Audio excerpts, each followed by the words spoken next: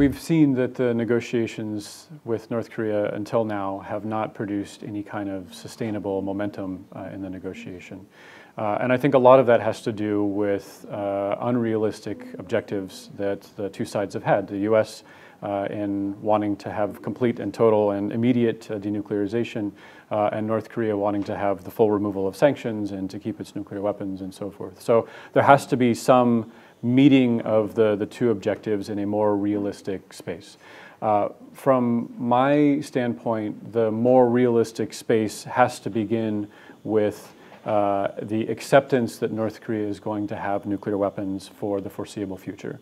And that drives you towards a different set of objectives than total and complete denuclearization immediately. It drives you towards finding ways to accommodate North Korea as a state with nuclear weapons temporarily, retaining the objective of the long-term denuclearization, and finding ways to reduce the possibility of escalation during crisis and a war that might result in nuclear weapons being used, and to slowly reduce the salience of nuclear weapons in the security environment on the Korean Peninsula. Many people have suggested that is maybe arms control for North Korea. And I think it's useful to start thinking of North Korea no longer as purely a non-proliferation problem. It has proliferated, it has nuclear weapons, it has enough material to build a sizable arsenal. Its ballistic missile capabilities improve every day. So we do need to start thinking about different kinds of tools that we could use in a negotiation to constrain to cap the nuclear program before we could start getting to a rollback phase.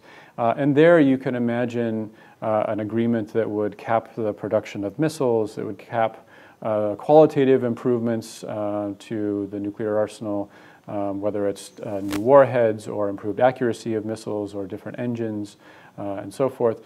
And from that basis, then you can start to build more stability. A related objective, for instance, is that you could, over time, encourage North Korea to consolidate its arsenal to a few facilities. You could start to introduce monitoring.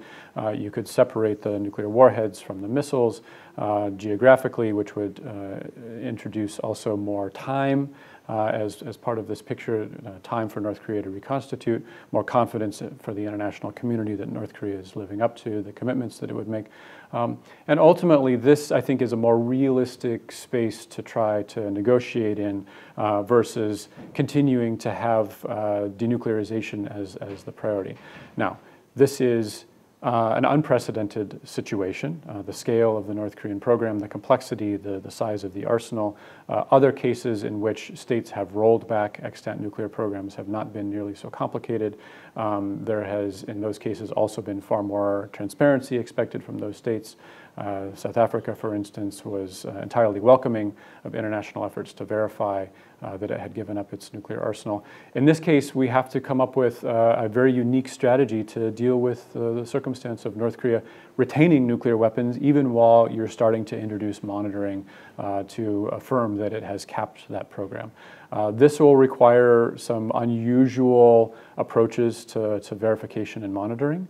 It probably requires unusual political alignments between states that would be involved, the US and China, as key actors, Russia as well. And it probably requires changing the way we think about verification. I think verification tends to be seen in absolute terms.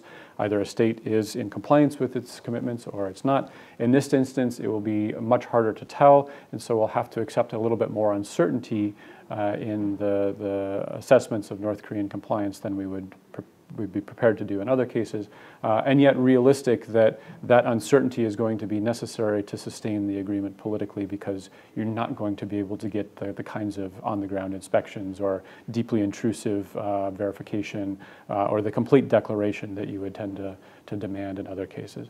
So I think this is the more realistic space to see whether North Korea would negotiate on these grounds. It's not something that's been tried. In the past negotiations, the demand of North Korea has been to give up everything. If the demand were to not give up everything immediately, but to start to limit the nuclear weapons program, to constrain it in some ways, it would be interesting to see what North Korea would say. And our hope in doing research in this space and thinking through what a capping agreement would look like is to suggest to policymakers that they would be advised to explore this, to prepare for a negotiation along these lines, because these tools may come into use. And who knows, North Korea may say yes.